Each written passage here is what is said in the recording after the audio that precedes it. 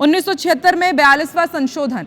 आप लोग लगातार अब तक भाजपा पर यह आरोप लगाते आए हैं कि इनके पास यदि 400 सीट आ जाती तो ये संविधान बदल देते। इसी को लेकर के आप घेरते आए हैं। आप ये कहते हैं कि बाबा साहेब का अपमान करते हैं, लेकिन देखिए किस तरह से इमरजेंसी जब लागू की गई तब आप लोगों ने तो संविधान के प्रस्तावना में ही बदलाव कर दिया, प्रेम्बल ही चेंज कर दिया, उसमें धर्मनिरपेक्षता और इसके साथ समाजवाद का शब्द ऐड कर दिया। क्यों ऐड कर दिया? और अब तो कांग्रेस घिर रही है कि आप बदलाव करने की तैयारी कर रहे हैं संविधान में।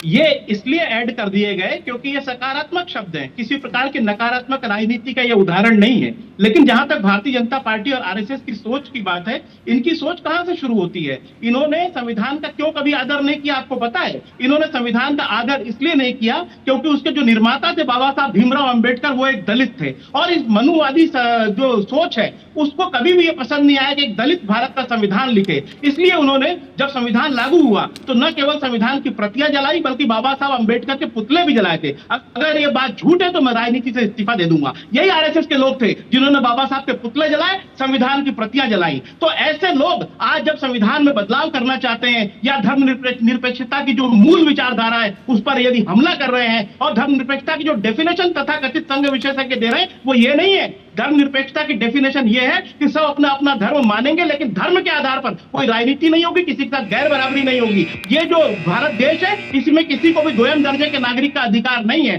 तो भारत देश में धर्मनिरपेक्षता लागू रहेगी, समाजवाद लागू रहेगा। किसी में ताकत नहीं कि वो इन दोनों शब्दों को हटा दे। भारत की जो अधिकांश जनता है, संतोष जी, आपने तो अभी सीधे आरोप लगा दिए भाजपा के ऊपर कि दलित विरोधी है, बाबा अंबेडकर राव के विरोधी रहे हैं भाजपा। लेकिन जब इसको चर्चा भी में किया जा रहा था, संविधान सभा में जब इसको चर्चा हो रही थी, तब प्रोफेसर केटी शाह ने बाकायदा कहा था कि क्या इसमें धर्मनिरपेक्षता समाजवाद वर्ड ऐड किया जाए। तो ये बाबा साहेब अंबेडकर ने कहा था कि नहीं, समय और परिस्थिति के हिसाब से देश तय करेगा, संविधान ये निर्धारित नहीं कर सकता, लोकतंत्र को पूरी तरह से ये नष्ट कर देगा। ये तो बाबा साहेब कह रहे हैं, फिर आप ये कैसे कह दे रहे हैं?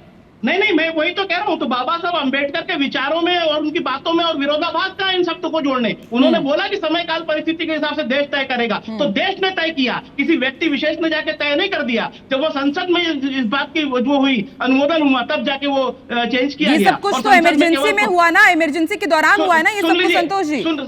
अरे सुन लीजिए आप, तो संसद में इमरजेंसी में अगर लागू हुआ तो उसके बाद सरकारें लगातार रही। अटल बिहारी वाजपेयी की सरकार रही, चंद्रशेखर की सरकार रही, विश्वनाथ प्रताप सिंह की सरकार रही और नरेंद्र मोदी की 10 सालों से सरकार है। लेकिन जब चूंकि ये हर मुद्दे पर घिर रहे हैं, इनके पास अपनी उपलब्धियों के नाम पर गिनाने को कुछ नहीं है।